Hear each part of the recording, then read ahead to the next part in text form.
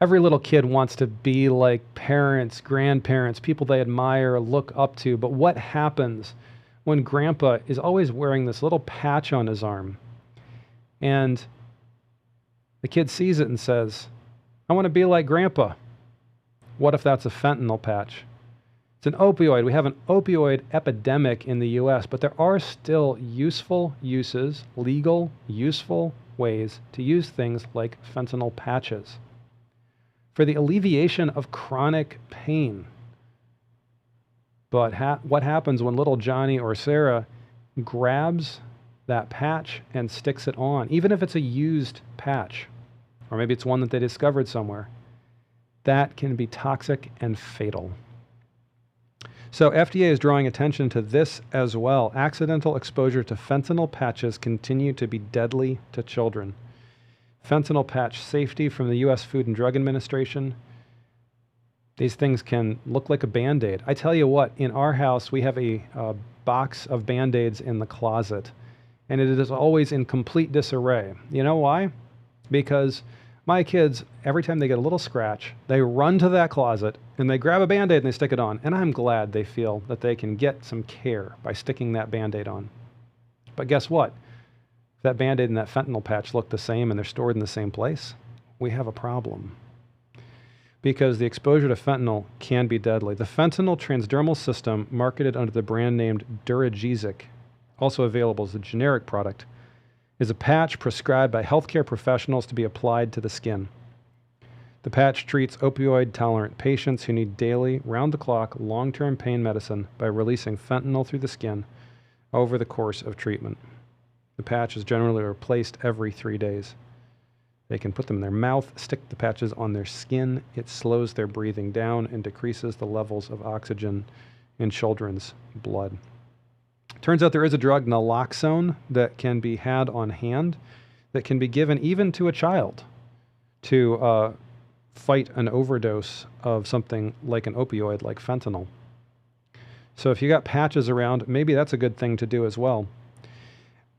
It goes without saying, I didn't even copy the sections out because I feel like it goes without saying. These things should be stored, locked away, out of reach. They should also be secured, FDA says. If you're wearing a fentanyl patch, you should be placing an additional cover over it, putting the kid away to bed for the night and the patch falls off. That, coming in contact, getting stuck to their skin, can be enough to be deadly. FDA recommends, and this is where it gets interesting, folks, the FDA recommends promptly disposing of used patches by folding them in half with the sticky sides together and then flushing them down a toilet. Does that strike anyone else as a little odd? Well, what are they doing? They're saying don't place them in the household trash because kids can get a hold of them in the household trash. So they might grab them there. Yeah, I get it. This brings us to drug disposal, the FDA's flush list for certain medicines. I did not know before we did this story that FDA has a flush list for certain medicines. FDA is actively instructing any drug that contains the word buprenorphine, fentanyl, hydrocodone, benzihydrocodone, hydromorphone, I didn't practice this beforehand, meperidine, methadone, morphine, oxycodone, oxymorphone, tapentadol, sodium oxybate or sodium oxybates, as well as a couple of others. These are on the flush list. If there's no collection site near you, FDA says the best thing you can do is not to dispose of these in the trash, but to flush them. And what gets me is I think we're in a bit of a mixed bag situation. They're going right into the water system. They're going right into the water system. Is this a good idea? Well, at least FDA is asking the question. There is an article, Risks Associated with the Environmental Release of Pharmaceuticals on the U.S. Food and Drug Administration flush list. There's the potential for harm from leftover medicines. And FDA is saying, we don't want these in your house anymore. If there's no take-back program, flush them. But what's the environmental health relevance of the recommendation to flush? This water gets treated, but are these things removed from it? It goes out to the streams and rivers and lakes, to animals, back to our drinking water eventually. How safe is that? FDA has done studies on this, and they seem kind of limited. I'll be frank, saying that we don't think there's a lot of issue here, but it requires more research. So, inasmuch as it's interesting for us to talk about fentanyl patches and how do we protect our children from them, I think we also need to be talking about the environmental impact of the drugs and devices that we release back into the environment. Now, before we leave fentanyl patches entirely, this brings up an interesting topic for medical device developers. As parents, we don't want our kids to be poisoned by grandpa's fentanyl patch, so we need to take precautions.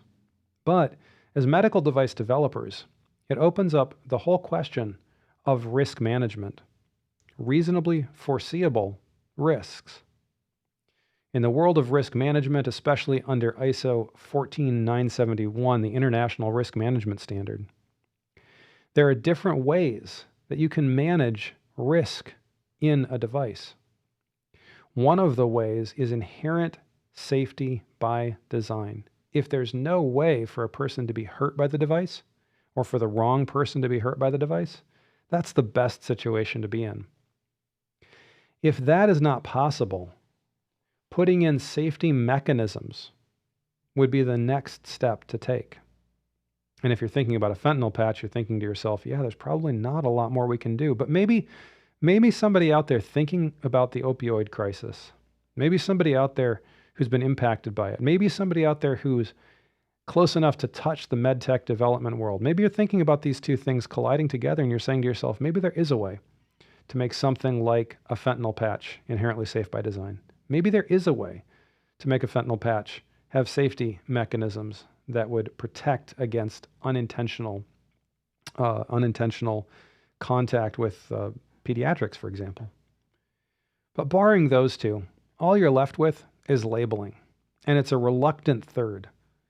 Labeling is required, and even in a sense, although it's not technically labeling, FDA coming out here and warning people about it is an effort to get the word out, to spread the word. If you didn't read the instructions for use, maybe we'll get to you through the FDA website, these articles. Maybe you heard it on MedTech Crossroads and it'll get to you.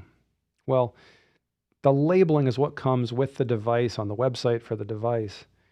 But if it's not clear enough, at least as MedTech developers, we should be reviewing whether people can understand that labeling so that we stay out of situations like this at least as much as we can.